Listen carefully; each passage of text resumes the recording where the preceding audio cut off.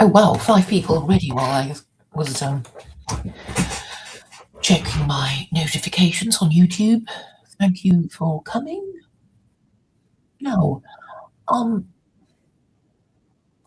none of you will, or perhaps some of you will have listened to this 2 hour stream on Luke Thompson's channel. 2 hours, 2 hours of talking about absolutely nothing at all. And this, I think, is just part of the problem of political discourse in the West. People don't say what they mean. They literally go around all the houses mincing their words, and nobody knows what they're talking about. Or if they even have a vague idea about what they're talking about, it's because they're not completely, without understanding of what people are trying to avoid saying. And a lot of it is about not saying what they really mean because these people are middle class and they don't want to say, look, it's just politics, isn't it? It's about Americans who can't decide who to support in the killing of Renee Good.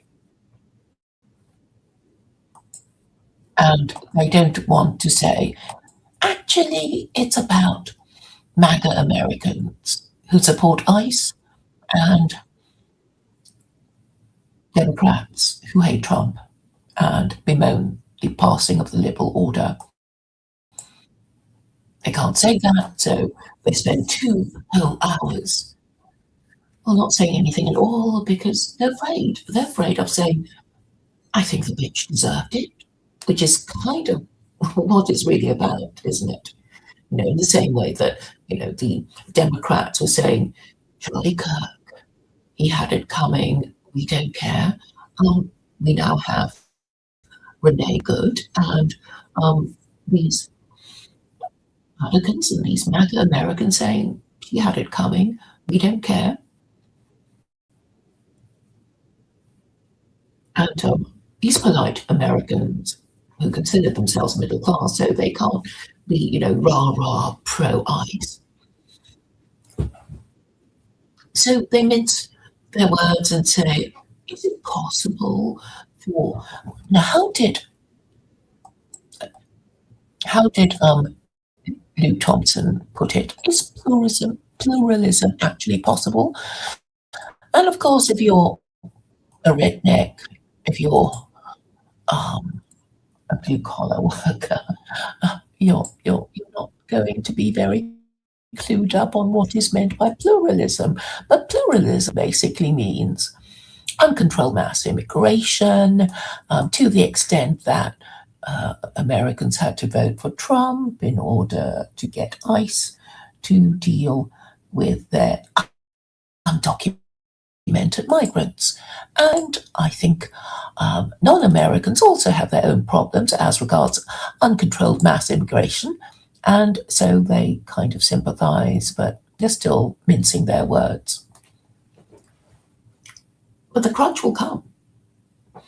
Things are moving very quickly. There may be World War III. The Europeans, as usual, don't know what to do because they're fucked in the head and they're ruled by 2 warmongering women and maybe Macron and maybe Metz. Nobody takes any of them seriously. Sadly, the British aren't in a better position because Keir Starmer is British Prime Minister. But the problem is global. It's not just white people who haven't been having enough children. It's also, Chinese people, Korean people, even Indians in India are complaining that the Muslims in India have a higher birth rate than the Hindus of India. So there's obviously a problem. And I'm saying, yeah, it's a birth rate problem. If you don't take marriage seriously, if you participate in the culture of casual sex, then what will happen is that you will either not marry or you'll marry later. And this will obviously have an effect on the total number of children you have in your lifetime, particularly if you're female. And obviously this will have a knock-on effect on the supply of labor. And that's why all these migrants are in the West. Whose fault is it? Well, we could say it is women, it is feminism, but then we could also say it is the fault of men for allowing feminism, and even now be too afraid of their wives to say, well, feminism has been a moral problem of the West because it lowers standards of sexual morality, with a consequence that standards of education and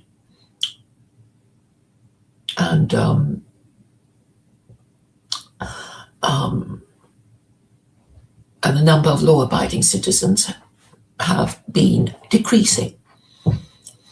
But nobody wants to talk about it. I want to talk about it, and I want to talk about it in terms that people can understand.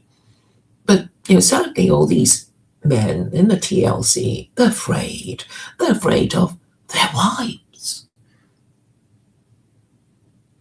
So that's why they mince their words and don't say what they mean. So when they mean, should ICE be allowed to go about its business of rounding up undocumented migrants and removing them from the country? Well,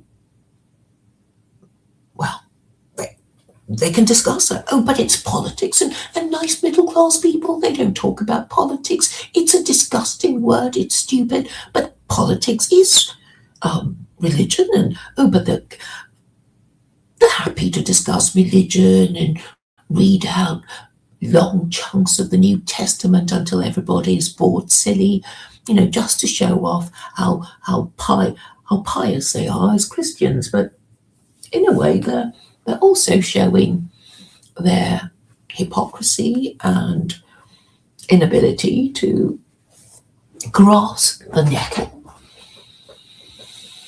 And so they are, in a way, encouraging their enemies by showing weakness, stupidity, and fear of feminists and their wives. And of course, things will get worse. I mean, if you have an opponent and you show how stupid and scared you are, your opponent, your enemy, is going to be emboldened. And if you can't even say what you mean, then how are you going to even agree what the problem is, let alone propose a solution? But then maybe it's not Luke's purpose to solve the problem. He just wants to host this, big fat stream where all these house husbands jump on and take their turn talking about nothing and fighting amongst each other. Oh, you muted me. You didn't let me finish. But that's because you're a bore. You keep going on and on and on, and nobody knows what the fuck you're talking about. And there are all these, other people who want to hear their own voices being included. And, well, of course, they get impatient. And, Luke, in order to get the churn of guests on his live stream and channel, will have to move people along and shut them up if they talk too much. But maybe there's an opportunity for me here. Maybe I could run courses about how to get to the point quickly. Wouldn't that be useful? And make every word count. But then, if you're afraid of saying what you mean, then the tendency is to speak very quickly and only say the real thing in one sentence, sandwiched by a lot of word salad at the beginning and a lot of word salad at the end. So nobody, they have to listen really hard to hear what you mean and get offended. And so you think to yourself, oh, well, at least I said what I meant. Thank God nobody understood me, right? No, thank goodness nobody understood me, because I'd be in so much trouble. And I get the impression that Luke Thompson is really saying we can't be having all this pluralism.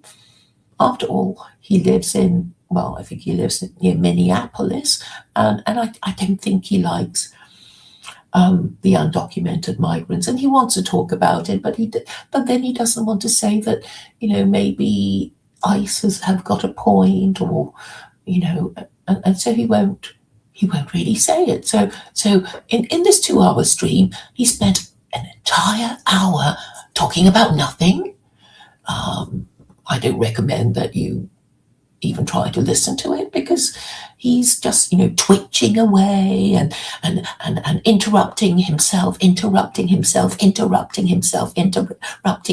when he isn't saying meow meow. And yeah, so after a whole hour of watching him do that and say his meaningless words, you get all the others clambering on board, doing their shtick. What is their shtick? Their shtick is not saying what they mean, because then, they might get into trouble for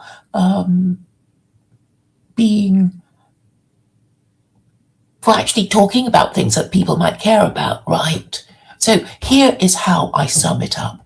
It is about Americans wondering what to think about the shooting of Renee Good. And she is the equivalent of Charlie Kirk. She died, he died, people who hate their views don't care. So that's not really the point. If people don't care about, whoever you care about who suffered some misfortune, you can't really make them care. You can jump up and down and squawk at them for being, fascist and unfeeling and whatever. But at the end of the day, you cannot make them care. And to continue your tantrum means that they will make a point of saying they don't care.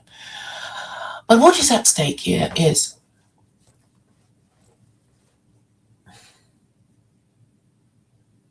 what we are to think about the whole thing, right? So it's really a legal issue. And as far as I'm concerned, I'm just so happy I won't be on that jury, because, well, it's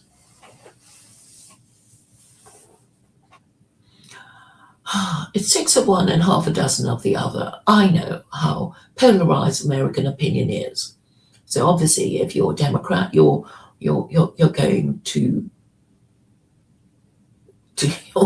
to say that Jonathan Ross deserves a death penalty. But really interestingly, he's not some, white nationalist type, is he? He's got a Filipino wife, he's got 3 children. So, obviously he's, not a complete and utter racist white nationalist. And we've seen the video of Renee Good driving to the right and brushing him, or not brushing, or bumping him as he was trying to stop her and tell her to come out of the car. And she's already wrong on 2 counts. She disobeyed the orders of the lawful orders of a police and a law enforcement officer, and she was blocking the highway. And she's obviously a political activist, because she doesn't even come from Minnesota, and she's not what you might call a respectable married mother. In fact, she is a lesbian mother, but she has children. She was married and divorced. I seem to remember. But then so is a cop.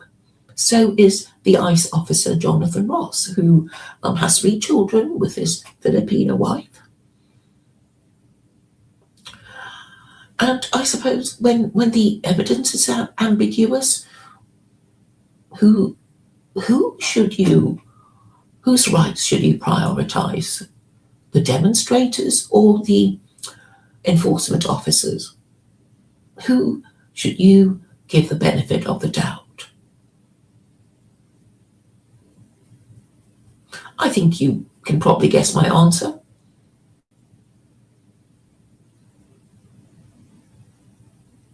I suppose a question arises as to whether it is reasonable to shoot this woman in the head 3 times.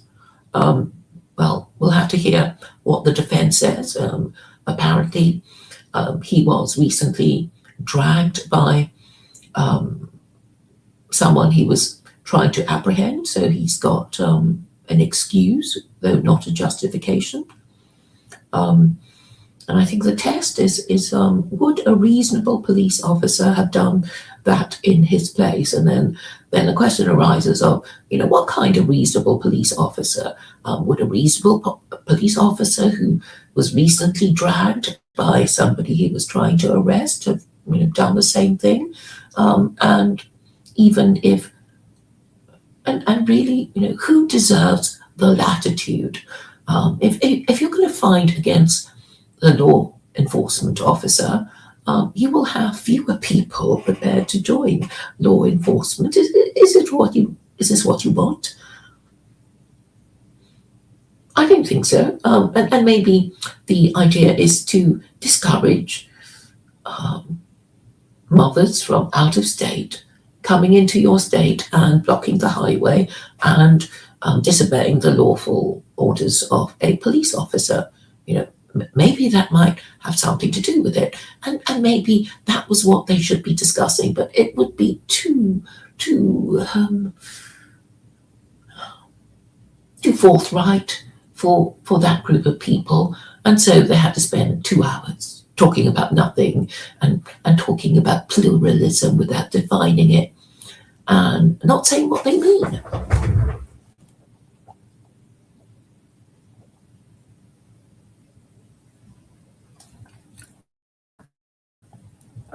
But I'd like to read a few of the comments, just to give you people an idea of what I have to deal with. Right?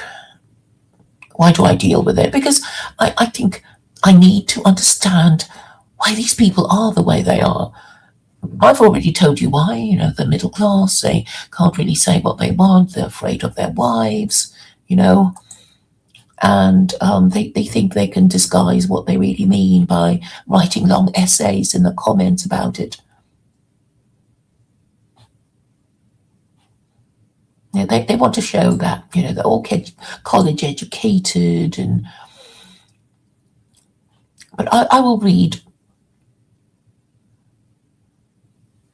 the comments of somebody called MJ 2022. Just to give you an idea of what these people are like. So, he says, how many times has TLC circled the same question? At some point, it starts to look like the endless processing is the point. The irony is that revisiting and gestating the same questions isn't some neutral exercise. It is the mechanism of pluralism doing exactly what it is designed to do. And for that mechanism to work, no fact or truth can ever be allowed to resolve. Infinite oscillation, unsuspectingly waiting for authority to arrive. Athens did it first. Well, I don't know what that means. The cohesion pluralism as an ethos produces is always thin and unstable. It can't hold without eventually sliding into control. That's the irony. Pluralism promotes peace and safety, but by refusing judgment, it guarantees that someone or something will eventually have to manage the chaos. The tyranny you, Luke, claim to be trying to prevent through pluralism is actually what invites it in. To prevent that there needs to be an effort to channel all that existential angst upward in faith rather than outward in group processing. Check out my longer post. I try to tease my thoughts on this some more. I leave feedback. I'd appreciate it. So there's an even longer post from MJ 2022, and I will read his essay to you, just to give you an idea of what these people are like. And also why I think they're important, because they represent a demographic in America, don't they? They represent people who consider themselves to be respectable and college educated and middle class and Christian. And these are the people who do their thinky, talky thing. So here goes. MJ 2022 says, I think what you're really asking is whether pluralism and communion with God is simultaneously possible in this age. Short answer from me, no. Absolutizing pluralism, as you're arguing for, Luke, creates an authority vacuum that nullifies the new covenant. It's less Christian and more Athenian in approach.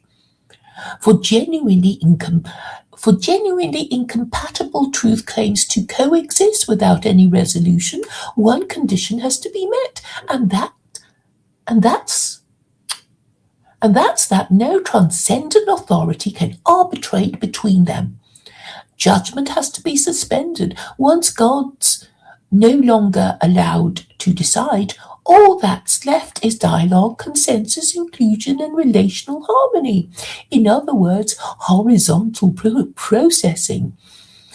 Pluralism is neutral. It sneakily installs a new highest good, which ends up being peace and safety over truth and obedience. I recommend looking into ancient Athens' intellectual culture. Athens thought themselves to model humility in their openness and inclusion to all ideas, but Acts 17 doesn't paint Athens as open-minded virtue. It portrays it as spiritually, existentially exhausted. They spend their time in nothing except telling or hearing something novel. They have many altars, but no set spiritual authority, and most importantly, no source of repentance. The forum became the church and conversation, the forum became the church and conversation, the liturgy. The Apostle Paul's speech is what broke the pluralism by reintroducing authority. That is, one creator, one judge, and one resurrected man. And the moment authority re-enters the picture, pluralism fractures. But as we saw with Paul, not before the maternal immune system flares up and mocked him, and later Ephesus and Diana pushed him out of the city. The only way pluralism can survive is if Hebraic, not Greek, repentance, resurrection, and judgment are treated abstractly or not taken seriously at all. No idea what he's on about.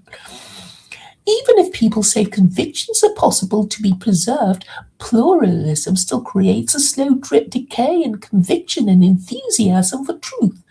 Social pressure attacks strong assertive claims that don't flatter the idol of belonging to avoid offense, because belonging is totalized as the highest good.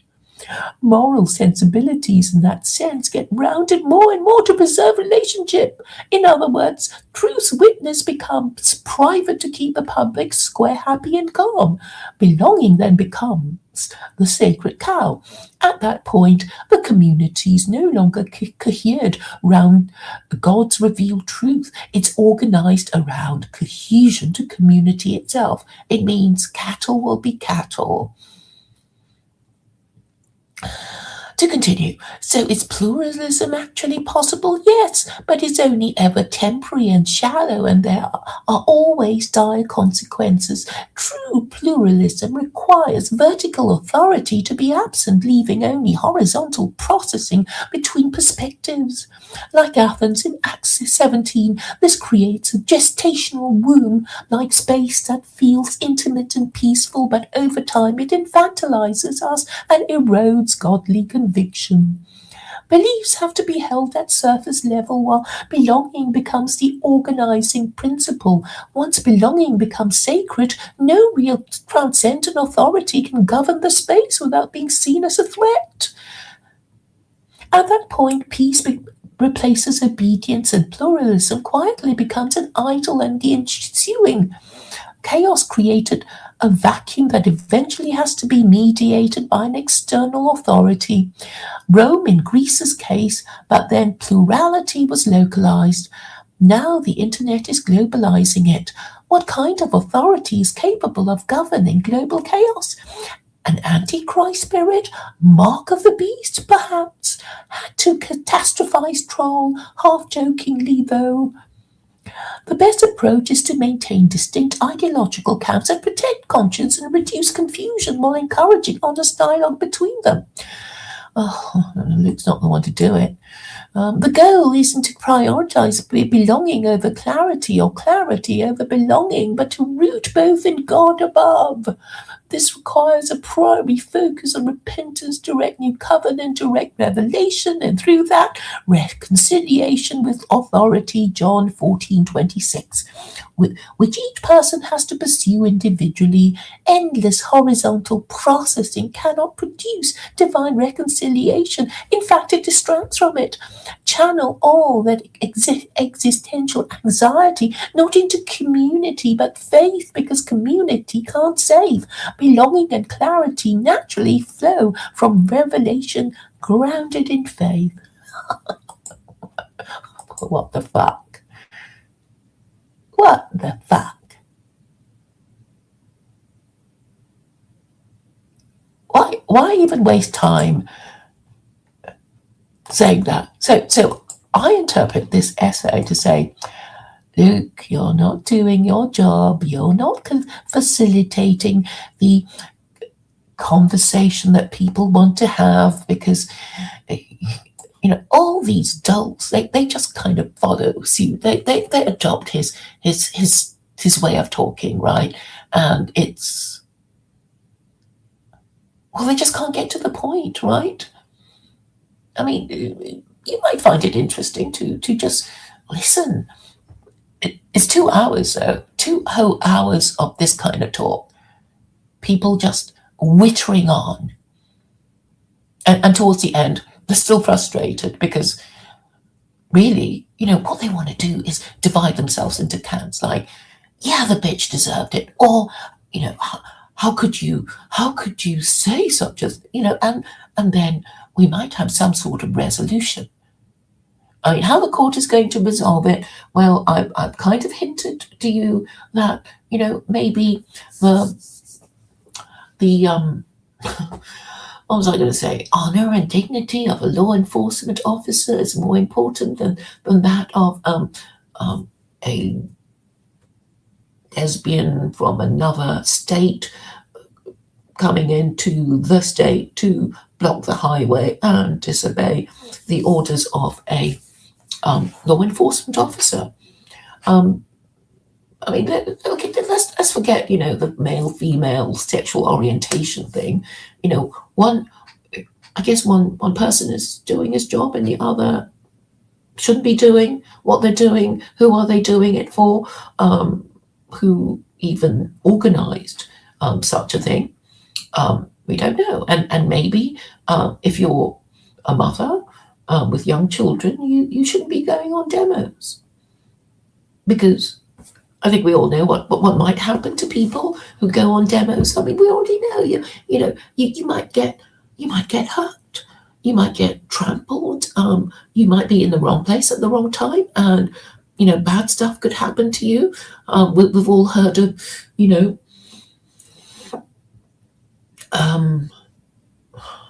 well, they're called massacres, aren't they? The Peterloo massacre, the Amritsar massacre. If you're young and fit and, you fancy taking a chance, sure. If you're, a young man in your 20s and, you fancy a bit of a ruck with the cops or something, or the other group that you hate. But maybe if you're a mother, you should maybe look after yourself a bit better out of consideration for the children whose care you're supposed to be responsible for.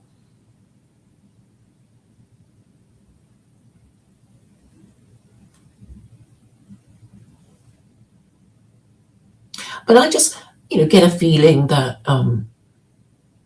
it's really about, like, well,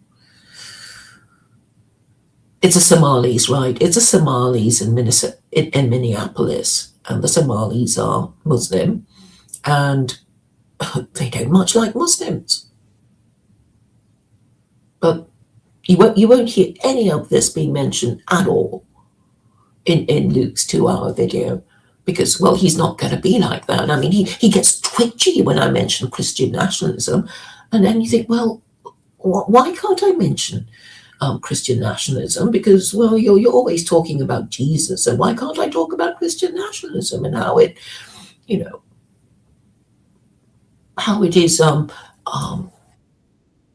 issues that are affecting white people in America, particularly. There's not much Christian nationalism in Britain, unless you want to call this conversion to Orthodox Christianity, to Putin's Christianity, Christian nationalism. But I mean, why would you convert to a church of a country you're at war with, really, and expect good things of it, right? I mean, the only reason why Britain considers itself Christian is because Britain is a monarchy, and the monarchy is supported by the Church of England. So, well, if you want to, infiltrate the Church of England and get it to be less liberal, go right ahead. But the Church of England is basically a creature of the state, and it will be, it'll be whatever the government tells it to be. So it will be conservative when the culture is conservative, and it will be, LGBT supporting gay marriage and transgenderism if that's what the government currently is. It has no principles. So I'm saying, yeah, that's a problem. So as for Christian nationalism, it's a different. Okay, it's a Christianity. It's a Christianity that ethno-nationalists have decided to use against their own government. But if they were to think about it more carefully, why? It's like two bald men fighting over a comb. It's not going to work. You don't need it, because you don't really want an absolute monarchy, do you? You already do not trust your ruling classes. So why would you be supporting a religion that is supposed to support absolute monarchy, which has, in case anybody hasn't noticed, failed to support the institution of absolute monarchy, because it ended in 1918. Christendom ended in 1918. Why 1918? Because 1918 was a very, very bad year for absolute monarchies in Europe, because the German Kaiser had to abdicate, the Austrian Emperor had to abdicate, and Tsar Nicholas II and his entire family were exterminated by the Red Guards in the Russian Revolution. So, it's over. It's over for Christianity. Why don't people get it? And why don't Americans, of all people, it's like, you lot started it. You were the people who told the British monarchy to go jump in a lake, and then you separated the church from the state. And then I guess after that, the Europeans thought, hey, we'd like this First Amendment thing. Well, the French certainly got the idea, because they had their own Republican revolution and executed their king.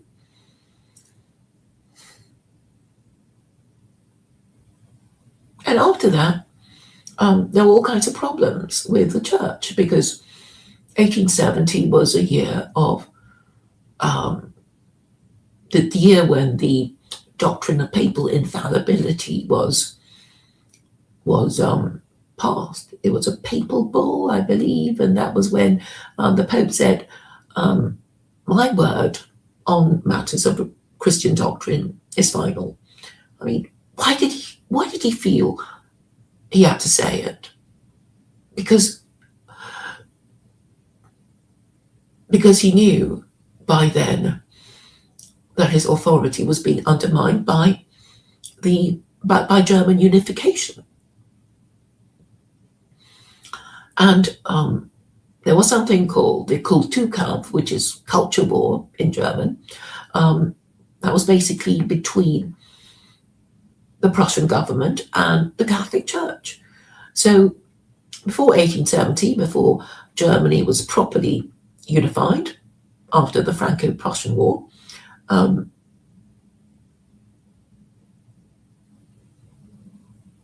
there were all these different states of Germany, and after the success of the Franco-Prussian War for the Germans, the other little German states said, "Oh well, we do fancy being united under Prussia after all. It was great fun to kick the crap out of the French. We do believe we'll be better off as a unified German state." And so there were various things being organized in the new German state, and obviously it stepped on the toes of the Pope. And that's why he felt he had to say that his word was the last word on matters of Catholic doctrine. It's kind of like, when, a slightly famous person, but who isn't really that famous, maybe he wants to get, better service in a restaurant or something, and, says things like, "Do you know who I am? Why are you giving me this bad service?" And the waiter will say, "No, I don't know who you are." And that is kind of the situation. If you're going to say these things, you have to be prepared for somebody who says, "No, I have no idea who you are. Are you somebody important? Because if you are, I had no idea you were that important. And if you were that important, I would have known about you." So all this talk about going back to Christianity again, and this is really what they are doing. They want to go back to the days of the Crusade, the days of when they took religion seriously. And it's like, well, there was a reason why you stopped taking it seriously, and it was because of all these Republican revolutions in the last 250 years. And Americans of all people, it's like, don't you know, if you want to blame anyone for nobody believing in Christianity anymore, it's because of the Founding Fathers. They started a series of Republican revolutions that totally undermined the church's authority. And so it should have, because we don't want to live under an absolute monarchy anymore, do we? Do we? So it was right and good that the last 250 years has been a series of Republican revolutions. And not only that, they've tried out a few new ideas, because obviously after they kicked out Christianity, they tried liberalism, and then they tried nationalism, and then they tried communism, and they have all failed. I mean, you could say that China is operating a kind of national socialism without the anti-Semitism, but they have a one-party state, and I've been saying, well, we don't have to go all funny about a one-party state, because it's not just a fascist Nazi commie idea. It's actually a Washingtonian idea, because George Washington warned Americans against political parties. So Americans could sort of own the one-party state and say, we were wrong. We were wrong to ignore the sagacious advice of George Washington, our founding father. Maybe we should show him a bit of respect, and not laugh at stories about him chopping down the cherry tree and confessing to it. Well, after all, they do owe their proposition nation, to the founding fathers and the revolutionaries of the American Revolutionary Wars, which fundamentally gave the West its liberalism. But it has now failed because liberalism has never been codified, and it's too late to codify it now. But there are elements of liberalism in the Quran, such as its clear support of the First Amendment. So if I were to say that Sharia supports the First Amendment, people will probably not agree with me, and but I'm saying, well, it's in the Quran, right? It's chapter 2, verse 256 of the Quran does say, let there be no compulsion in belief, truth stands clear from error. And there's also another verse, chapter 17, verse 111, that basically says, God does not need a protector. So don't you be making laws forbidding blasphemy and punishing people for it. That's how I interpret the Quran. I mean, I know lots of Muslims, well, they haven't even read their Quran, and they'll probably, be saying, oh, that wasn't how I learned, the Quran at my madrasa. Well, even if that's what you say, the point is that the verse clearly means that there should be no blasphemy laws under Sharia, and therefore Sharia is more liberal than Christianity when Christians took their religion seriously, and they would show it by burning heretics at the stake. And this was what the series of Republican revolutions were about. They were about rejecting absolute monarchy. They were liberating themselves from the totalitarianism of being forced to follow the religion of their absolute monarch, who would burn them at the stake for heresy. So this is basically church history in a nutshell. And I like to think that what I've been saying is more helpful than 2 hours of Luke wittering on. And it's not even 45 minutes. So I'll have a look at the comments.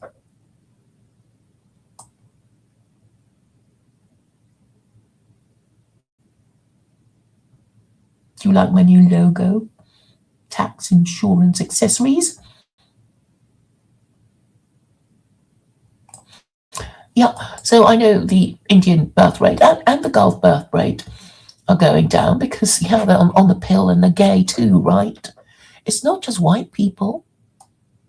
After all, contraception and gay sex is, available to non-whites.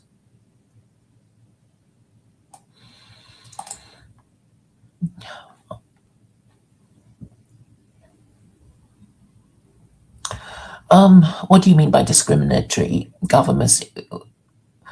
What are you complaining about Western governments discriminating against? I'm not clear about that.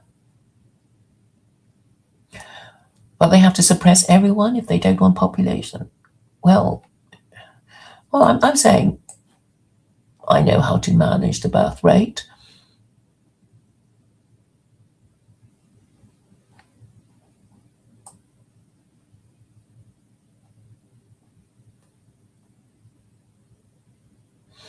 Pagodas can be Japanese, and I'm sure they have them in Korea and Chinese.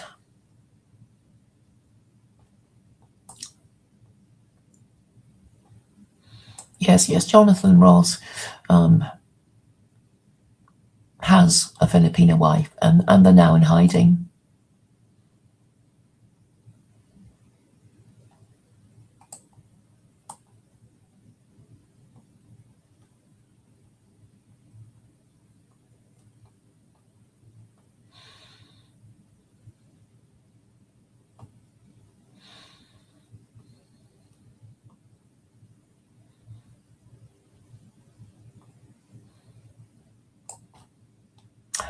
I watched a 2-hour slot video. Well, yeah, on and off. I mean, I did watch it at double speed, and I watched other stuff as well.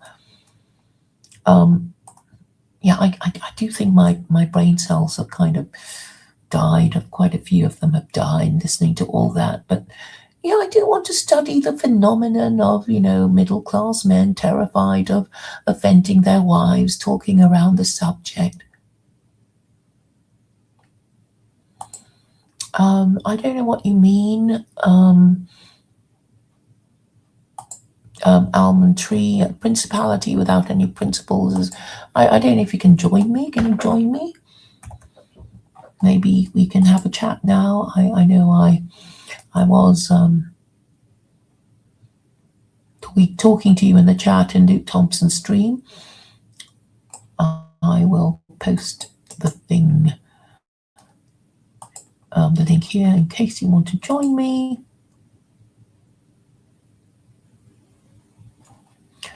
No, you can't have pagan nationalism, because that's just going back to pre-Christian paganism, and you people won't be able to agree on which pagan deity to worship, so you might as well forget about it.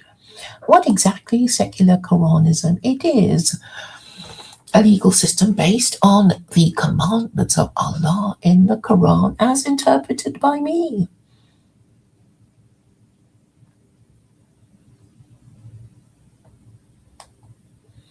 Oh, you're so sweet, Yon God. I don't think I'm too good for people.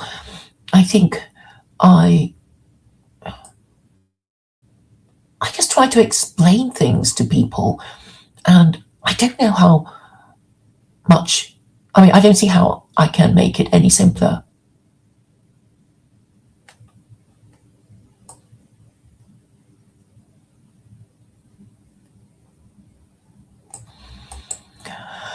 But the normies don't believe in liberalism. No, okay, nobody knows what the fuck they're supposed to believe in, right? They don't know. And that's why government is so important. So the government has to say, right, we're going to adopt secular Quranism now. It's a legal system, and even if you don't like it, that's how we're gonna roll. And we'll explain it to you, and you might like it a bit more once you've given it a chance to work for you, and so you can plan your life around its rules and prosper as a result of following it.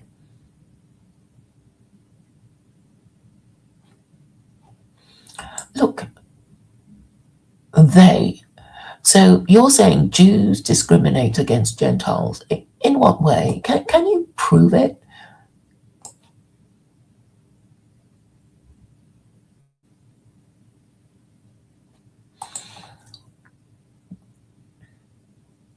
Well, there are people who have a problem with Jews. I don't know what else to call them. What am I supposed to call them?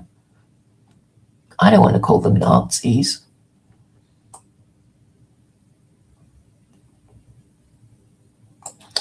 Okay, I don't think Almond Tree is going to join me. And also, I think I've said what I finished saying what I wanted to say, which is that middle-class men who want to LARP as Christians are fundamentally neurotic, because although they know they would feel better if they said what they mean, they are also terrified of saying it. And that's why they go round all the houses and beat around the bush instead of saying what they really mean. And I think in the end, they probably hate themselves even more than before they tried to speak on the extreme. I think that's what actually happened, and so they will not get the release that they want by pretending to talk about it, and so all they can do is like, if I can talk for longest, then I am higher status, right? So this is a kind of stream of house husbands trying to, assert their status on the pecking order. I mean, obviously, because it's Luke's stream, he can just talk for a whole hour, and talk his nonsense and interrupt himself, and say meow, meow. And, we have to, put up with that. And then the others will have to, hope that they get a chance to say what they want and give vent to their feelings. But if they take too long, they'll get muted. If they're too boring, they'll get muted. If they talk too much, they'll get muted, and then they get angry and frustrated, and then they didn't even say what they wanted to say, and if they did, nobody understood and nobody agreed, and that is their problem. You don't get the validation you want if you don't say what you mean.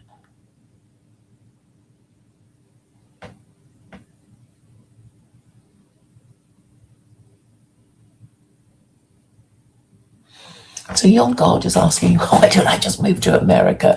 I mean, I do have lots of people saying, why don't you just leave the country if you hate it so much? And I'm saying, I don't need to move to America.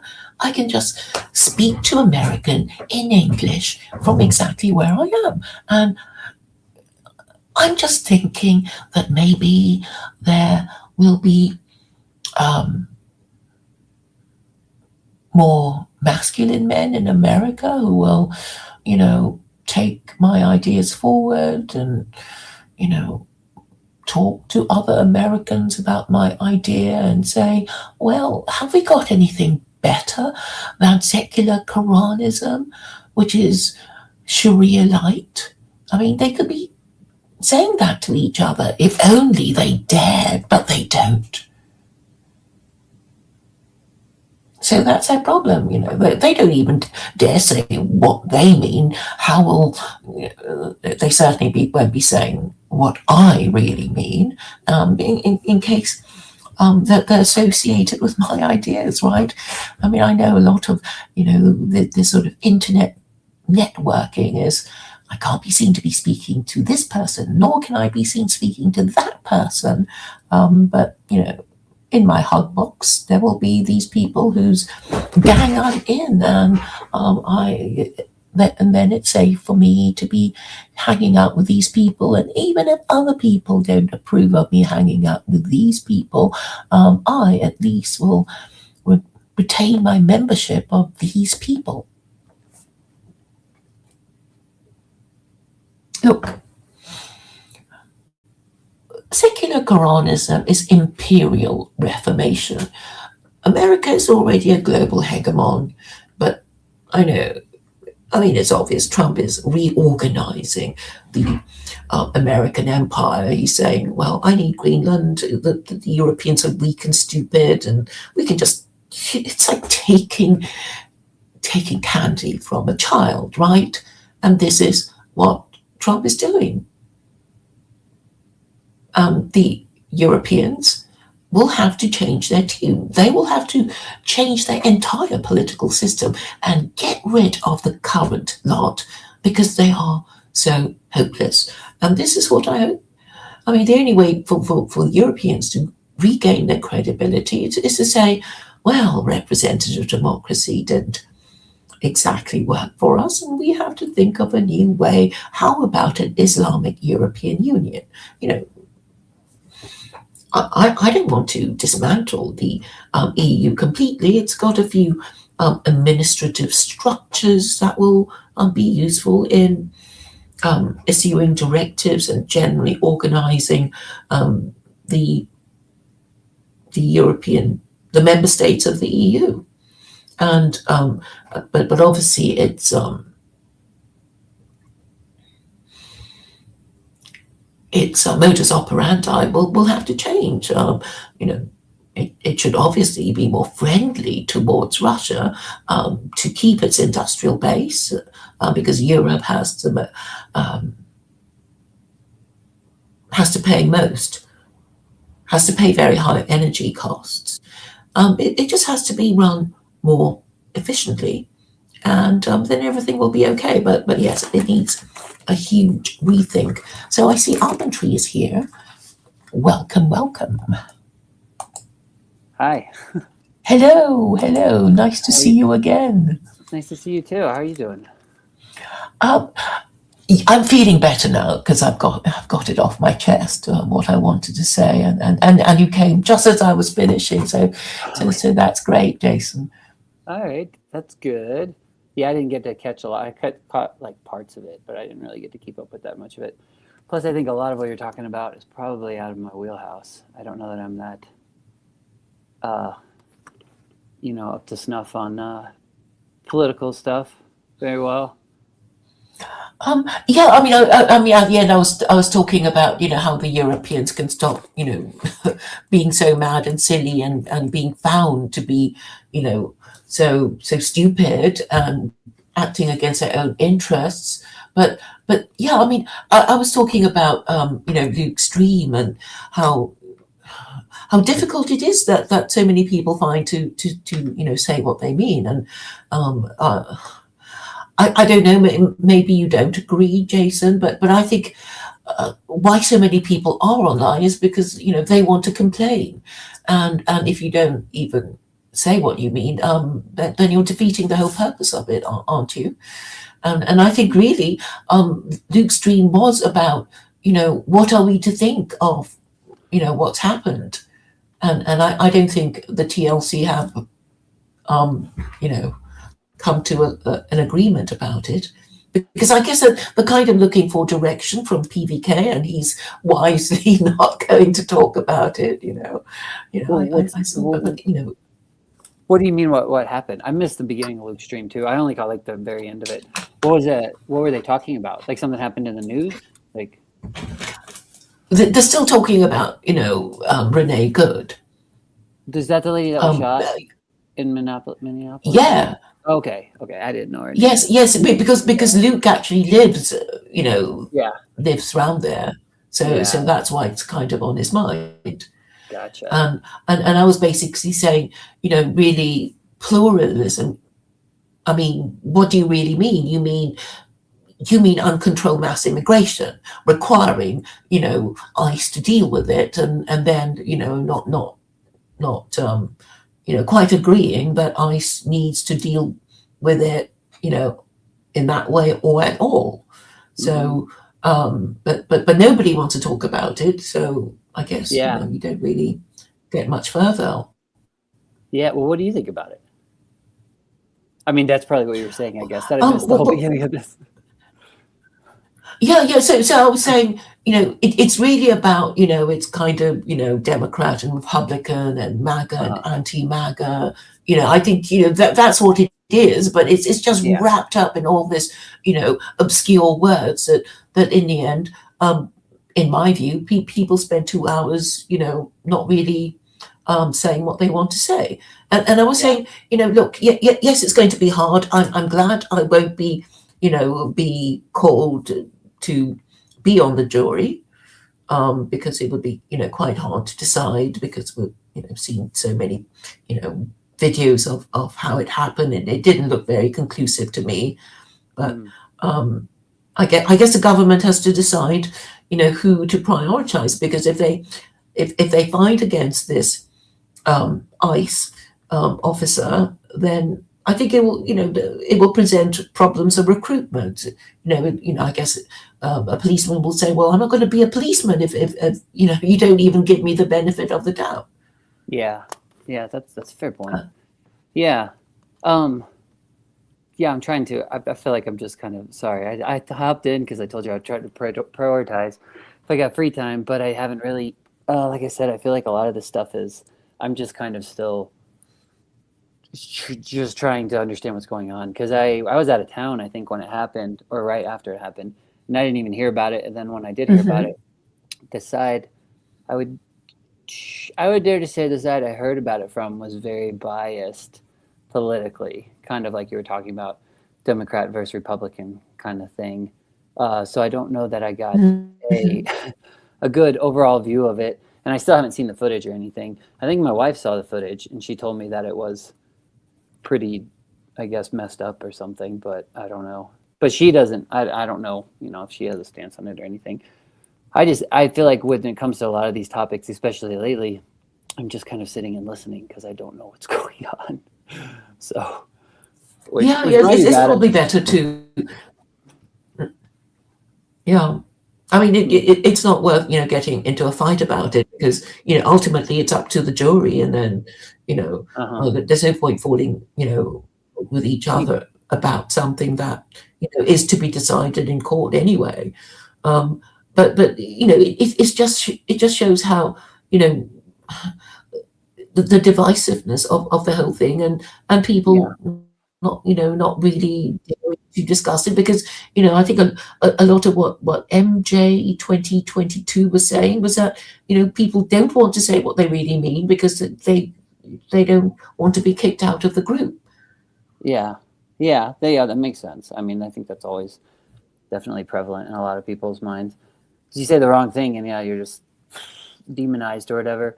But so I guess what you're kind of getting at is you are kind of, you were saying in Luke's stream that they went on for about 2 hours and nobody really did take an opinion, or you felt like nobody said what they really meant about it, I guess, for the most Well, part. that was my view. Yeah. Yeah, and then I think Alex Luna was, got annoyed with being muted because I know he does sort of, take his time to say these things, and other people were getting impatient, waiting their turn, and it it sort of, yeah. So it ended up in personal politics. So the takeaway point was that Alex Luna complained that he was being muted, and Yeah. then of course all the actual discussion it's just completely gone out of people's minds. But I think okay, Chad was really good in saying we should be more antisocial online than we are in real life because you know this is what online is for, and maybe we shouldn't worry too much about people never speaking to us again because actually they will end up speaking to each other again because we will keep bumping into each other Uh-huh. because we're sort of part of a group, and we just sort of want to know what other people in our group think about this and that, and maybe the next time we'll agree, even if on this occasion we don't agree about whatever. Yeah. So yeah. Yeah, that makes sense. I feel So like that. it Yeah, go ahead. well, I was just saying, in a way, it's kind of like an online family. We don't worry too much about family members. It's like, yeah, you'll still have to speak to me tomorrow or at the next family reunion. So I don't have to think I've burnt my boats with you lot. So really, in a way, Yeah. I can carry on insulting you, and you can and you can do the same to me. But we'll still be Yeah. talking to each other, and so I mean, I find that quite reassuring Yeah. Yeah, because so you kind of then wish you wish that would happen it's more in the live streams, that people would just kind of maybe not necessarily argue to where it's not you're not listen or not really debate to where you can't even listen to it, but you'd rather people at least uh, be a little bit more combative in their speech or opinionated or something. yeah, because I think people come online Yeah. in a way to say, "Ow, I've been hurt. I'm really angry about what the government just did, what I heard Yeah. about this bad news," and really maybe they haven't got a point, but they're also you know trying to explain how they feel about whatever that's on their mind. So Mhm. um, so they should just say it, right?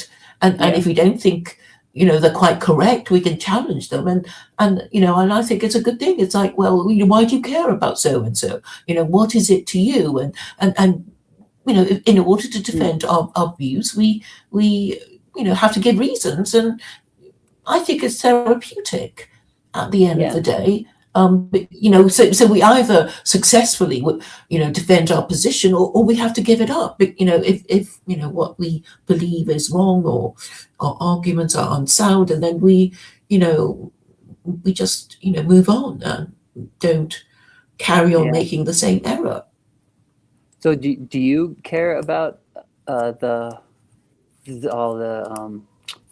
stuff in the news and all the politics and stuff? Is that why, like, you find it hits home for you, and that's why you speak about it, or want to get involved in the conversation, or are you just trying to get involved to make kind of pressure people to just, I don't know. I guess what's your interest in? Okay, I think I have a solution. I think I have the solution, right? Okay. And I may be completely wrong. So I'm saying, so this is your problem. Here's my cure. This is, Mhm. and this is, basically what I've been doing for a long time. And I'm just, waiting for, a better answer than, we don't like it, you can't make us, we don't want to.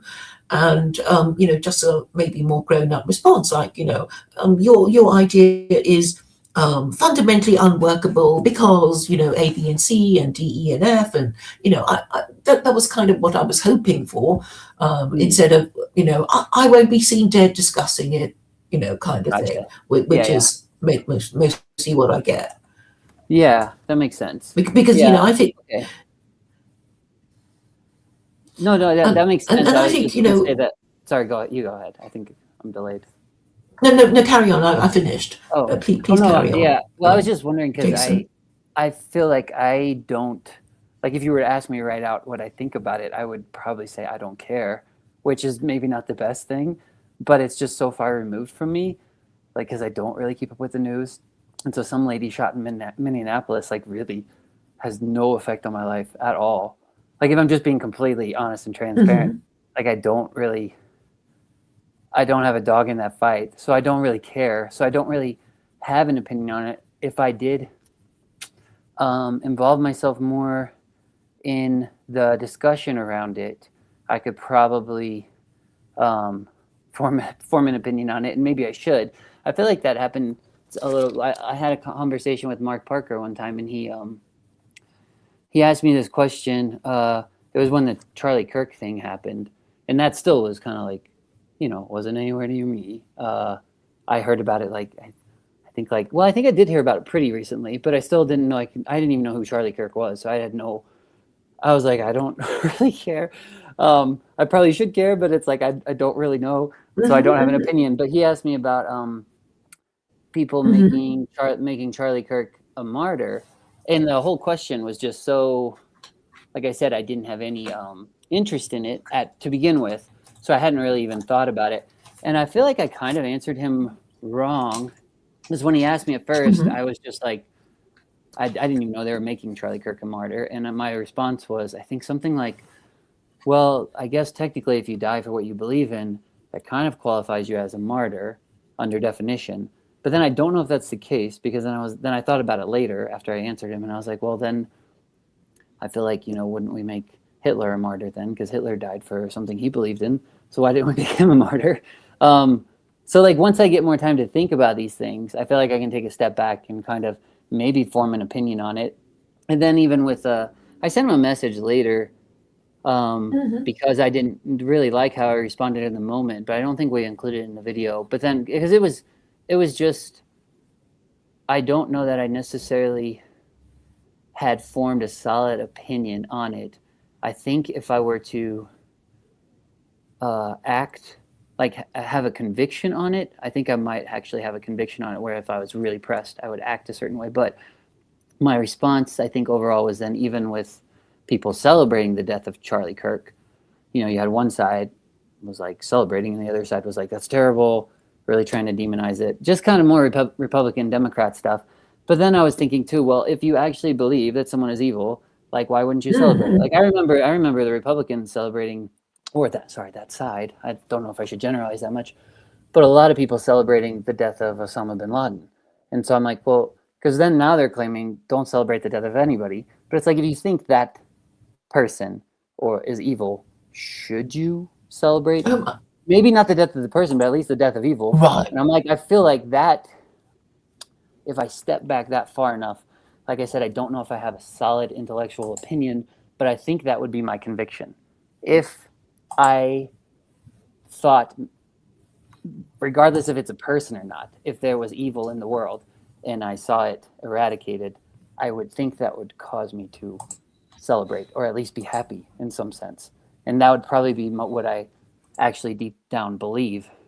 Whether that's an opinion or not, I don't know. And I guess it's a whole different topic, but I guess that's kind of, I give that as an example to say that's Yeah. probably how I feel about this whole thing with this lady being shot, because I just haven't had enough information or time to really think about it, or enough discussion. Like you're saying, I should probably hop in a Luke stream and just really pry at it, I guess, and see what people really think. I don't know. Well, I would actually say it's not worth it, because they're all, it's the trial will be what decides it. So there's no point, breaking friendships or anything until after the trial, until you firmed up your opinion. And I think, I think your policy of not taking too much of an interest is probably a good one to maintain the peace. On the question of martyrdom, I think you actually have to be consciously saying, I am going to give up my life for this cause. It's not somebody shot me because I did, because, maybe if somebody asked Charlie Kirk, are you prepared to be killed to do what you, and he probably said, oh no, I'll stop now. So, Yeah, that's true. we don't know. I think it has to be a conscious thing. Martyrdom has to be conscious and, informed, I suppose. Yeah, that's a really good point. Yeah, I mean, I can imagine, people don't know what to think about it, because, if you come in the middle and there's, one side, screaming blue murder and the other saying she deserved it, then of course it's going to be, you don't really want to get involved, and I totally see that, but I'm just saying, opinions are so polarized now that it is actually a problem that hasn't been resolved, and it is fundamentally about immigration and the fact that that there are these Somalians in Minneapolis who's been getting a lot of bad press, and then obviously there are people who sort of go there to be provocative, and then people are provoked, and and one thing leads to another. But I guess it is to do with immigration. I mean, it has been to do with immigration since Trump got elected the first time. Yeah. The rest of the Western world is also complaining about it, and nobody is saying, well, the only reason why people come is because quite a few of them have been they are being deliverooed. That they're saying, send them to this state, send them to that state, because we need agricultural workers, we need all kinds of things done, and for some reason the locals are not doing it. So there is there is that problem. And I think increasingly a few more people are saying, oh, well, it's because we're not having enough babies. Yeah. I guess it's... I didn't hear what you just said. Oh, no. I think I'm getting like weird little cutouts and stuff. I don't know if it might be my internet, but no, I think I understand what you're saying. It's the immigration thing. If you're pulling back to that aspect of it, I think a lot of people probably have opinions on that. But in my experience, people's opinions probably tend to aren't as solid as they when they're really pressed with stuff. I feel like it's the same with abortion too. Like abortion comes up all the time, and then I think people form these black and white opinions on it. But then when you really press them with certain scenarios, whatever, I don't know. Sorry, my words aren't fair that well today. Certain scenarios, they will, they could. No, I think I know what you mean. Yeah. Okay. Yeah. So I feel like it's that way with immigration. Well, yes, but because I think fundamentally. Go ahead. Are you there? I was waiting for you to finish, Oh, but I think I know what you are saying in that, people are, a bit conflicted, because I know there are a lot of men who are very disapproving of these women who um, um, want these abortions. But if men could get pregnant, if men could suffer from unwanted pregnancy, well, maybe they'd be okay about yeah. abortion too. You see, Mm, and I know a lot of people who complain about immigration, and then they sort of also acknowledge that without immigrant labor they wouldn't be able to run their business. So yeah. while on the one hand they hate it, on the other hand, they I suppose it's like a kind of addiction. You hate yourself for being so addicted to drink, but Yeah. you're still drinking it, or a drug addiction, or a gambling addiction, or whatever behavioral addiction you think you have. Yeah, yeah. I think that's probably a huge portion of it because that feels very immediate, like how people live their lives, especially when it comes to work and labor and stuff and things with immigration. Because, like you said, they do. There was a tree farm I used to walk at all the time in Tennessee, and once a year they would hire. Uh, oh gosh, where were they from? There was a group of people. It might have been Colombia or something. I don't know. And they would come up for like a summer and work for just cheap labor. They would hire. They weren't illegal immigrants, though. I think they would go back home, but they would come and work for a while, then Hmm. come back. I'm sure there are illegal immigrants around, and it's like if I needed, like if I needed Guest someone workers. to hang, yeah, if I need to work on my house and needed someone to hang drywall or something, like, and I needed cheap labor, I'd probably pick the cheapest, and that would actually be a good Hmm. job. So, um, yeah, so there is this double standard Yeah. with that, and so I think you're really smart to point that out. The other thing I think about sometimes too with immigration is I feel like it kind of boils down to a kind of something to do with identity, I guess, and just kind of losing your identity as what I guess your family. I don't know if I'm going to word this right. You're not your family status, um, but just having too much, Yeah, it is too much other, status, too I much think. outside. Sorry, what was that?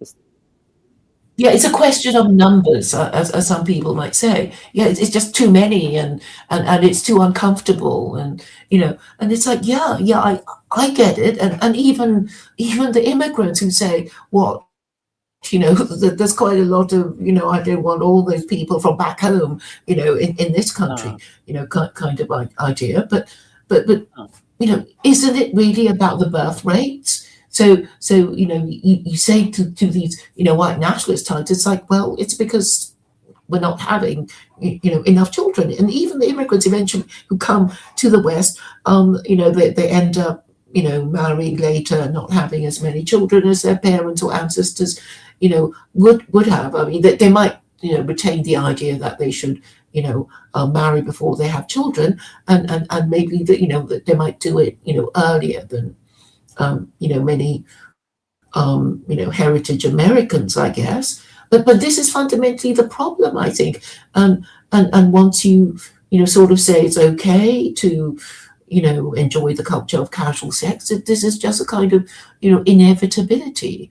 That's why I mean, it says so even in the Bhagavad Gita, and it's a very, very old book, um, talking about, the corruption of morals, and, having, illegitimate offspring, and that kind of idea. So I think that, the story is as old as the hills. It's just that, I guess, we're kind of addicted to the idea that it's our right to enjoy having casual sex, and, you know, um, and maybe take the odd drug, because we do have a culture of sex and drugs and rock and roll, and it's been around since the time of our parents or grandparents. So um, and I think this immigration thing, it made me think of these chips called once you pop you can't stop. The one, what were they called? I should remember those Pringles. I'm thinking oh, of okay, yeah, yeah, Pringles. yeah. Once you pop, you can't stop. Okay. And it's a kind of, That's you've got what so many of them in your country already. A few more won't hurt. A few more won't. A few. Oh, yeah, it doesn't yeah, matter. Everybody come. It's yeah, that kind of attitude, right? yeah, yeah. So Uh, that you're making, I'm not sure I made the leap with you there. I'm trying to get the immigration allowing a bunch of people to just come in, you see as kind of parallel to unprotected sex in a way? Or wait, well, or it's a casual kind of, sex? you know, it's like a behavioral addiction. Once you start doing it, it just Mm, you okay. really can't stop it. But then I guess for America, you did have all those waves of settlers who were Irish and then Italian and then Polish and then all kinds of white people, and even the white people didn't quite agree with each other and complained, and then there's more of other kinds of people, and I guess this is what it is. But I'm saying, look, you any country, any society needs a viable working class. If you don't have a working class, then of course you'll have to get it from somewhere else. And Mm, um, and and I got guess it. what you think, oh well, we'll just import some people, and we won't bother telling our women and our men to hurry up and get married and be good parents, and you know Oh, gotcha, gotcha. um, Yeah, I see how you're you tying it know all together. Okay. educate and train them, because it takes a long time, right? Yeah. Hurry up and marry, and what, another 16 years before they leave school and can do any kind of work. And it's like, well, I can't wait that long, and let's import them now, because my business can't wait for you know people to have enough children. So I think, and then once you start, you I guess you won't be able to stop, and Yeah. that, I think, is always a problem. Yeah, that seems like that happens quite a lot though. I mean, you've opened the floodgates. Yeah, yeah, that does. That happens. It seems like kind of everywhere. Well, at least in this country, it seems like it happens. You open that door, then it just kind of you don't really know how to go back or do the old thing. I thought about that before when I visited India because they were the children there were having like they would have to handwrite everything, like even just songs like that they were going to sing. It wasn't even just schoolwork, but they would just like have to handwrite. Uh, if they wanted a copy of something, they just had to write it out by hand. And I remember thinking like, wow, that's kind of nice Mhm. in some way. But it's like as soon as you give them a printer or like you introduce that to a society or something, it's like yeah, you just aren't going to go back. It's too yeah, it's uh I don't know, it's just hard to go back to that old the old way that things were, I guess. So yeah, I don't know what the so Yeah. you said you did say you did have a solution though. What was the solution? Is it secular Quranism? Was it? Well, yes, yes. I'm saying, look, if the problem is labour shortage, then I guess it means you have to marry earlier, and then there's going to be all these complaints, like you don't want women in the workplace, and are you going to take away all our rights, and whatever. And the thing is, I think um, men can change the rules. Of course, people will complain, but I think in a way, a lot of us, men included, they just want to be told what to do, and they'll do it. Just tell me what to do, and I'll do it. Don't pretend that you don't.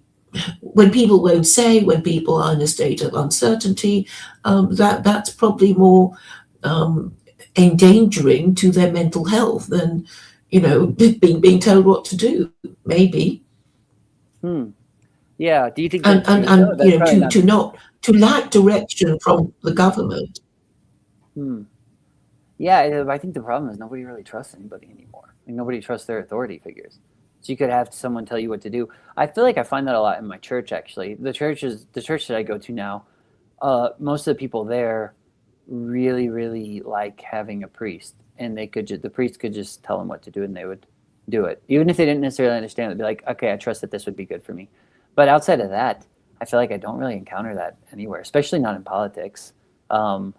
People, I don't know where they're getting their information from, because it seems like nobody really trusts any authority figures or anybody in government. Because if they said, "Hey, do this thing," they would probably question it. I don't know if that's just an American thing or not. I have no idea. It's just like a rebellious thing, I guess. I don't think it's just an American You thing, think it is? but I think Americans are more fortunate than Europeans because you've got a kind of alpha male leader in Trump, even if most of you don't seem to like him. Yeah. He is trying to do things, and he has done a few things. Yeah, But I don't necessarily like. well, I I guess don't. you. Oh, go ahead. No, please carry on.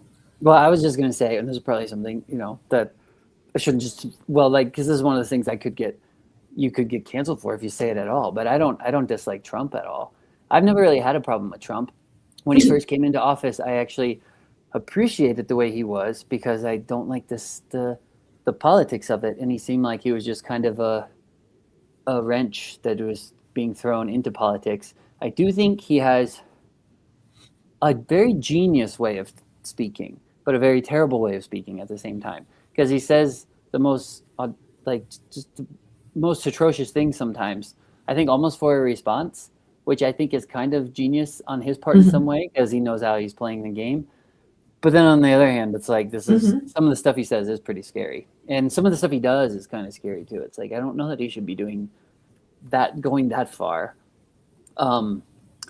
But I don't know. It is kind of that's why I think he is whatever he's doing in politics. I think he's very smart in what he's doing, because even the stuff that I think he says so much outrageous stuff sometimes. Like even the things he'll do, it almost feels like a joke, or you can't take it seriously or something, even if you disagree with it. Like the plaques, he changed the plaques in like the White House or something, to where like he's almost like changing the history of the previous presidents before him, and I'm like, that doesn't seem like a good thing at all, or that he should be allowed to do that. But then at the same time, it's just kind of like, well, I just kind of weirdly think it'll be changed back or something, and maybe that's just my naivety or something. I don't know, but yeah, as far as Trump goes, I don't know that, like, I don't have this hatred of him like a lot of people I know, and even people personally I know, that like just kind of have this. Probably shouldn't use the word hatred, but it's almost like this. They're just absolutely sticking by him all the time.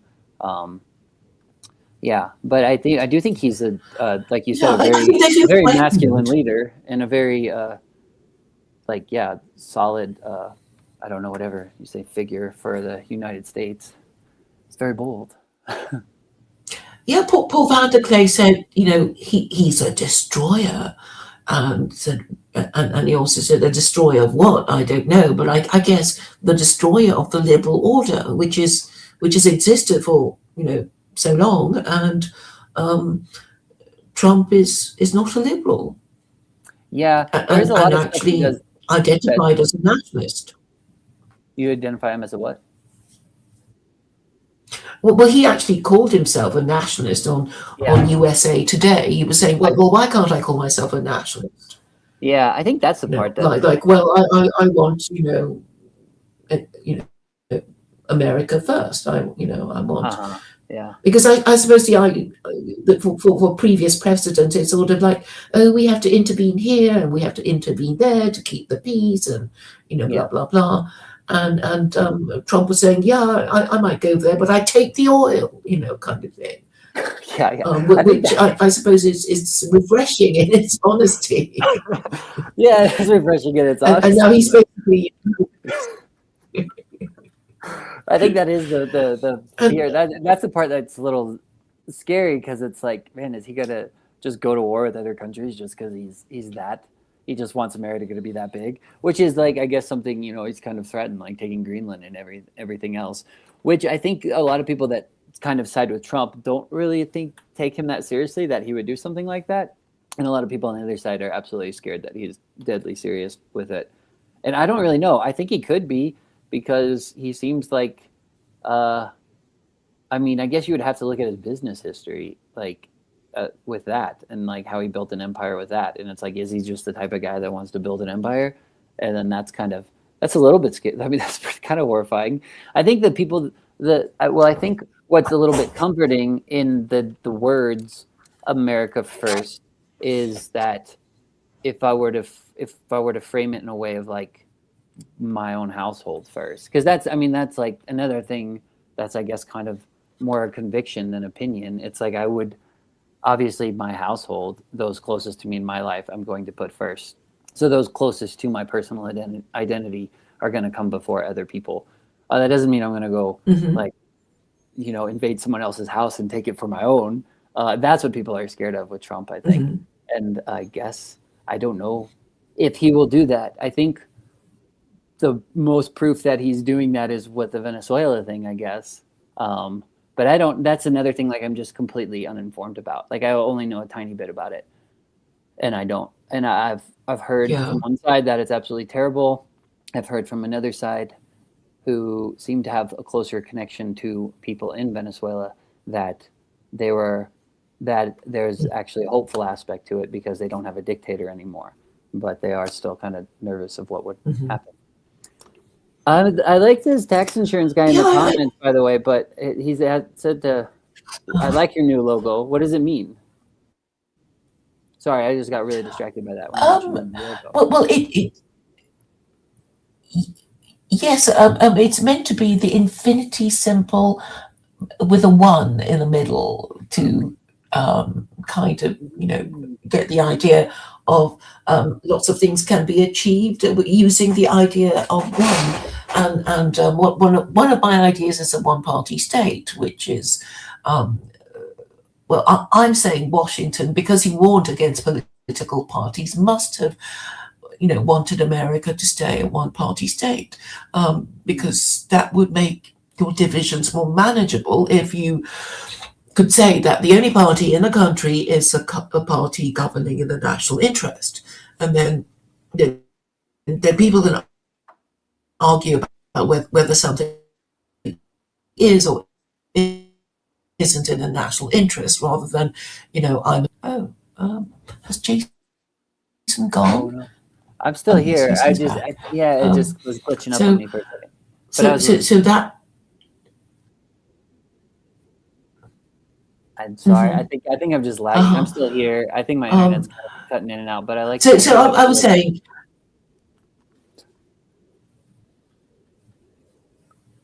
Oh, thank you. I got Grok to do it, and I was so happy with the result. And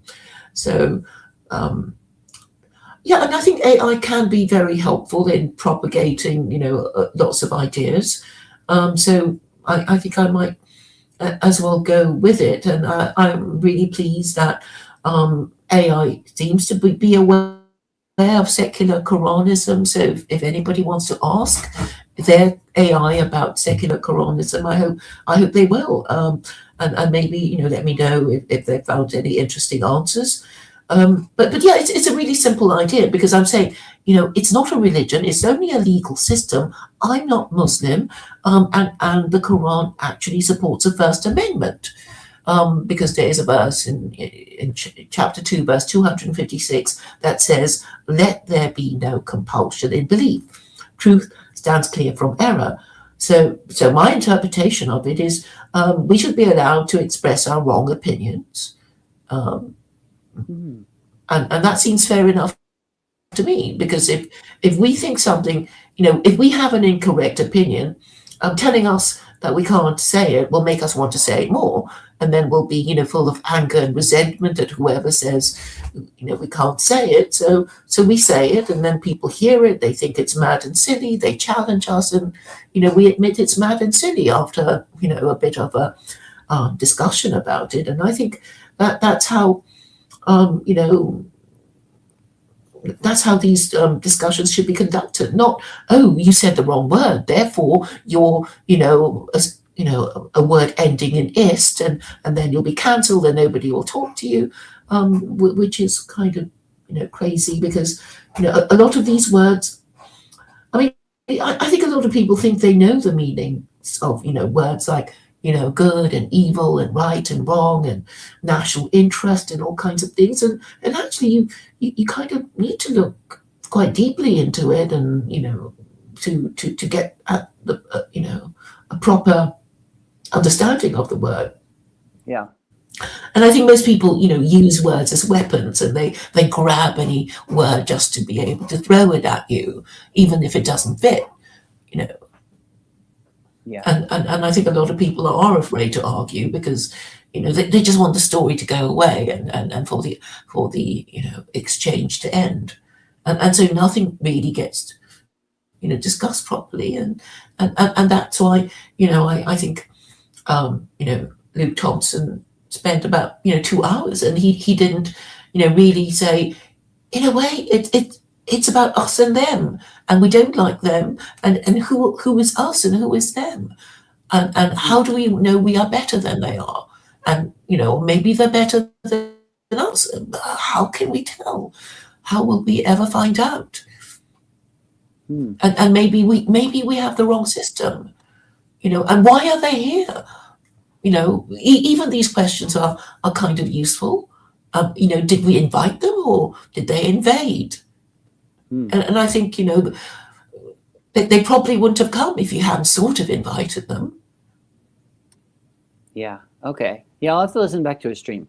I haven't really. I caught the end of it. I caught the end of it when Alex was talking about being muted and everything, and that was kind of my takeaway too from the stream. But I'll listen back, and yeah, I'd like to hear what he says about it. Or are you kind of saying like nothing much was said about it at all? Like that was kind of the topic, and it was just kind of evaded the whole time. Yes, that was really what I was saying, and all the people who queued up, to say they didn't really say what they meant either, and I was saying, this must be very frustrating. Yeah, did Mark Parker say anything? Usually he comes in with a hot take. Who? I remember Mark Parker. I saw him get on there. You mean Luke? No, Mark Parker. Yeah, yes, he did, and then he. Well, okay, I don't remember what he said, but he sort of got annoyed, and then he said I shouldn't say anymore. But we all know his position on ICE anyway, and Trump. So I guess he didn't really need to, belabor that point. Alex Luna, I think he was saying the rules, and then I think somebody muted him, and he complained, why am I always muted? And then somebody said, well, because you go on and on and on and on and on, and yeah. Well, something like that.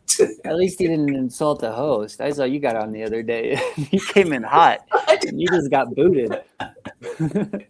I thought that probably people would just tune in to watch that and then forget the whole. It's like, okay, I don't mind promoting your channel in this way, Luke. I was rewatching the stream and I saw where you came on, and then Luke was just like, "That's against the rules, Claire," and he booted you, and I was like, "What?" Yes, I'm saying, just kick me. I can't stand it anyway. Why don't you just say what you mean? Answer questions or what you might mean. You gotta come in gently with Luke. He's so fragile. You can't come in that hot. I'm just kidding. I know. I guess I come from a different culture. It's sort of like I have to say it now before they boot me. I have to say it before they boot me. Yeah. That's true. You do get booted a lot. That's a shame. I like seeing you around in the corner. It's good. I think you're needed there. I probably have to run though. I gotta go try to find the wherever the recorder's office is in this city that I moved to. So I'm trying to get more work. Work's been kind of slow, and so I'm trying to like work more so I can work more. So I got to go try to go. I don't know what it's called here. It's in Tennessee. It's the Register of Deeds office, but I think here it's just called the Recorder's office or something. So I got to go downtown somewhere. But right. But thanks for letting me hop on though. This was a ton of fun. Yes. I'm so glad to speak to you again, Jason, and have a good day's work, and I hope you find the kind of work you want to do. I don't know if it's what I want to do, but it's money, so yeah. But thank you. You have a great day too, and I'll keep listening if I can. Okay. All right. Bye, Claire. Okay. Thanks, Jason. Okay, I will read the comments so far. The ones.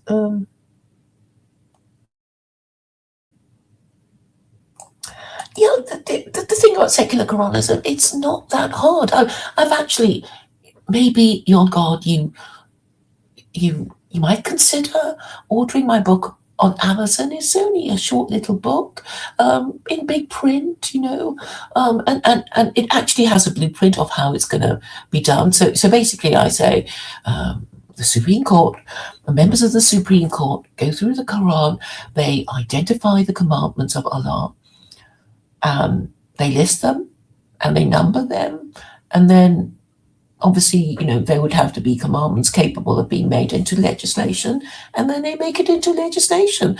And any law, currently existing law that is in conflict with these laws get repealed, and any further laws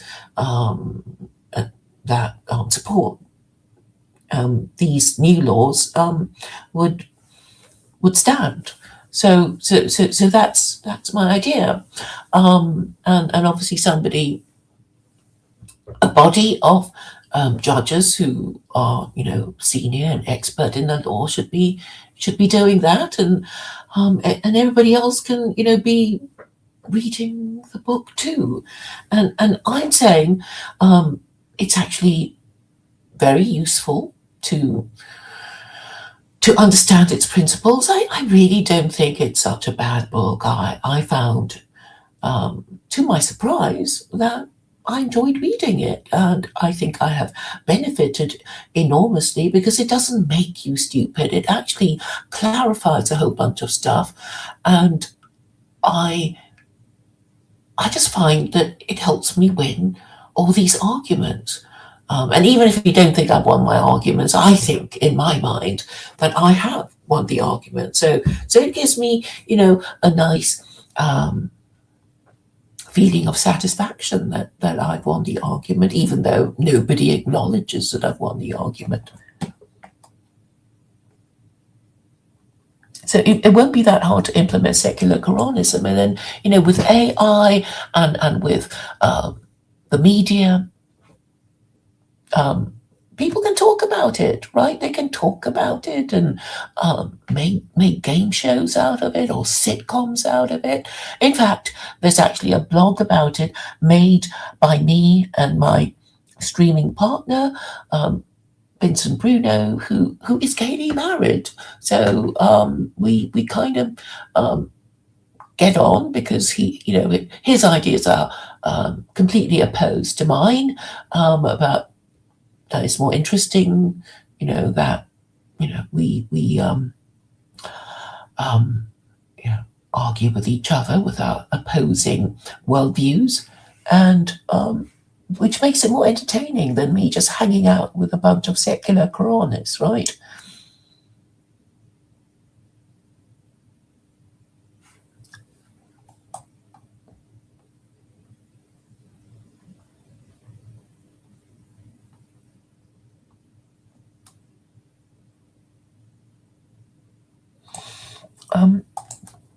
No, I cannot run as an MP because no party would have me, and also I reject representative democracy. So it would be contradictory of me to try and set up a political party, even if I could afford it, and if I were, Mrs. Moneybags, I wouldn't do it because that would contradict my position of a one-party state. Yes, in theory, I could run as an independent,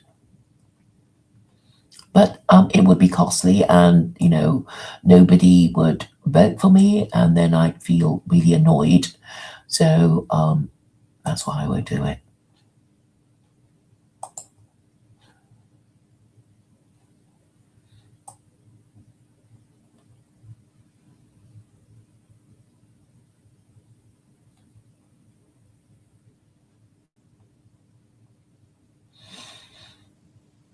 I mean, about Renee Good. I mean, I actually don't think it's worth having an opinion on it, but just to understand the situation of how polarized opinion is, and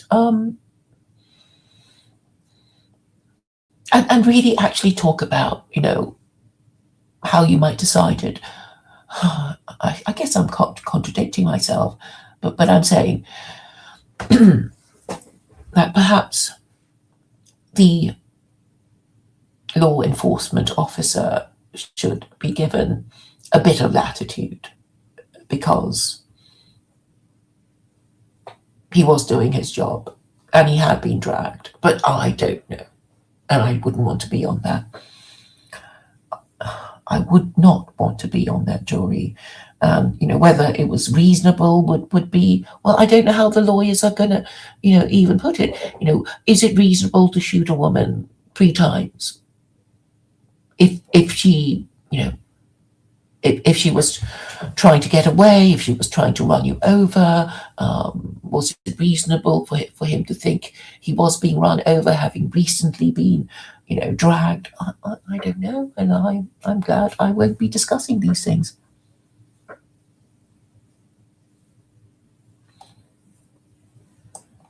Yeah, I was thinking, there are these people who have, great problems getting to the point quickly, and I wonder if I could help in some way, in helping to get people to use as few words as possible and get to the point. Because if people understand you in the shortest possible space of time, you actually have an advantage over the person who beats about the bush and goes all around the houses. And I think if Luke and I were to ever have a discussion, well, nobody would know what he was talking about, would they? You just wouldn't know, and if you asked him, he'd refuse to tell you. So in order to win the argument, first you must be understood.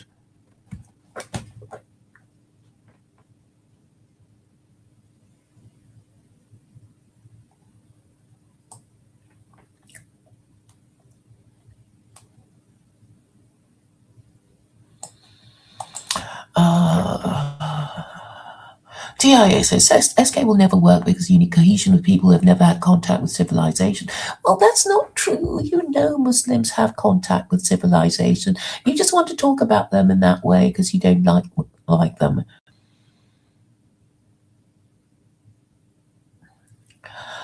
Yeah, but you still have to get past the inbuilt J supremacy. Well, actually, my point is that Jews cannot even live in Israel without a powerful empire that supports their right to do so. So I don't know why everybody complains about the Jews. They're helpless.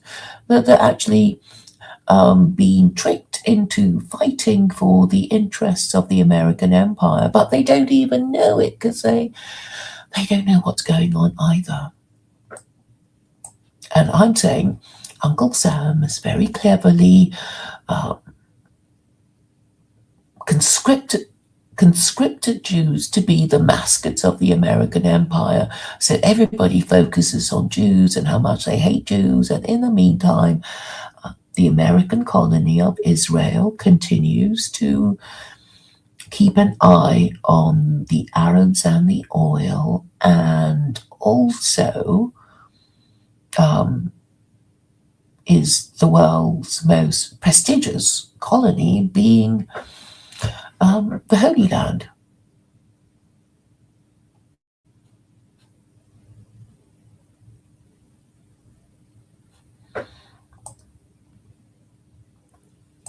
Now, what I think everybody needs is good government. We want to feel that the laws are fair enough, and that's it. We just want the laws to be fair enough. They don't even have to be perfect. We just don't want to feel that our government is mad and silly. That's all we want. It's a very low standard. We just want to feel that our ruling classes are not mad and silly or incompetent and corrupt.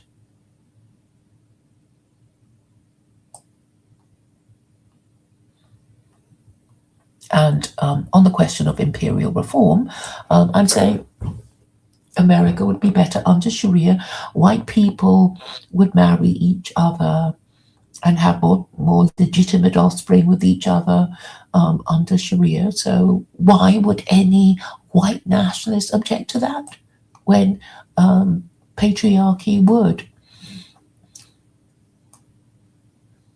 raise white birth rates to deal with the labor shortage?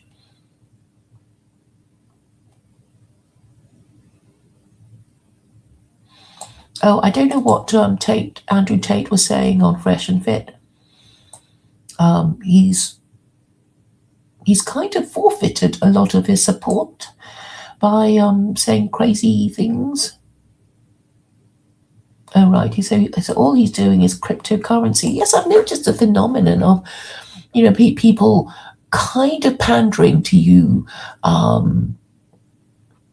through talking about politics. And I guess, once you think, oh, this guy's fine, he's all right because his views are very similar to mine. And then I guess once you trust them enough, they'll sell you cryptocurrency. What's a bit haram? TIA. Oh, you mean my logo? I might change it again. I suppose it should be of a vase, I guess. What do you think of this? I'll try a few. I guess it should be of something that is recognizably human. What about this? Do you like this one?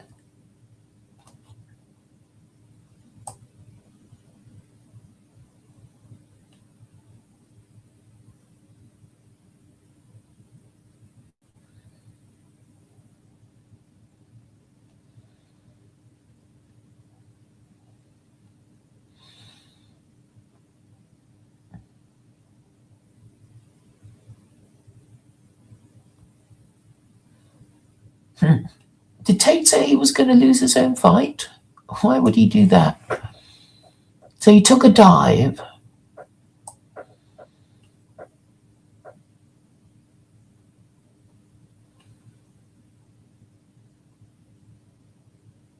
Oh, that's nice of you to say that it is beneath me to be MP, that I'm PM material. I don't want to be any of that. I just want to be a government advisor, a government consultant. Maybe teach a few courses in secular Quranism, All right. Thank you all for coming. I've spoken for 2 hours, and it's great to see you all. Let me know what you think of my new logo, and speak to you again before too long.